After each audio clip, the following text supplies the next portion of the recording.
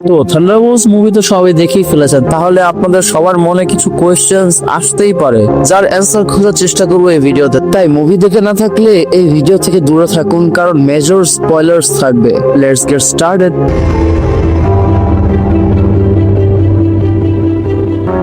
Thunderbolts মুভির এন্ডিংই হয় ঠিক ওইরকম ভাবে যেমনটা আমরা এক্সপেক্ট করছিলাম। থান্ডারবোল্টস টিমকে নিউ অ্যাভেঞ্জার্স বলে ইন্ট্রোডিউস করানো হবে মুভির শেষে, যার জন্য অনেক ক্রিয়েটিভ ভাবে মুভির টাইটেলে এই সিম্বলটি অ্যাড করা হয়েছে।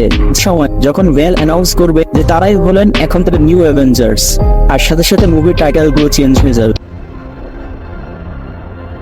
তারা সবাই এখন নিউ অ্যাভেঞ্জার্স, যাদের নিউ লুক এবং অ্যাভেঞ্জার্সদের নিউ লোগো আমাদেরকে পোস্টার সিনে দেখানো হয়েছে, যেখানে অলরেডি 14 মাস কেটে গিয়েছিল, কিন্তু টিম এখনো সম্পূর্ণ নয়, কারণ সেখানে স্যাম উইলসন ও ক্যাপ্টেন আমেরিকা ছিল না।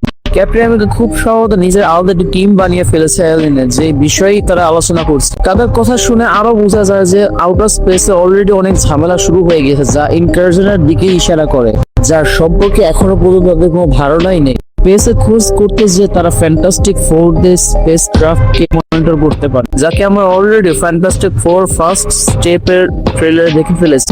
এখন এখানে দুইটি পসিবিলিটিস আছে। প্রথমটি, হয়তো গ্যালাক্টাস ফ্যান্টাস্টিক ফোরদের আর্থকে পুরোপুরি ডিস্ট্রয় করে ফেলে, রিড চেষ্টা করে গ্যালাক্টাসের হাত থেকে তার ওয়ার্ল্ডকে বাঁচাতে পারেন, সেখানকার সব লোকজনদের বাঁচাতে পারেন।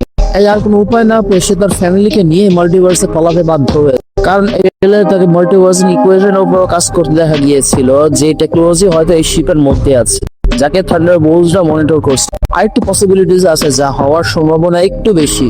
এই শিপের মধ্যে সুজান ও তার বাচ্চা ফ্র্যাঙ্কলিন আছে, যাদেরকে মুভির এন্ডিং এ রিড মাল্টিভার্স পাঠিয়ে দেবে। কেননা স্ট্রং রিউমার্স অনুযায়ী গ্যালাক্টাস মতো রিড ও সুজানের বাচ্চার পিছনেই তাদের আর্থের মধ্যে আসবে। তাই যখন গ্যালাক্টাসকে হারানোর তাদের সব চেষ্টা ব্যর্থ হয়ে যাবে, তখন এই বাচ্চাকে দূরে পাঠিয়ে দেওয়া ছাড়া আর কোনো উপায়ই থাকবে না, যা হয়তো ফ্যান্টাস্টিক ফোর মুভির এন্ডিং এ আমাদের দেখানো হবে, যা আমাদেরকে এখনই কিছুটা স্পয়েল করে দিয়েছে এই পোস্টার সিনের মধ্যে।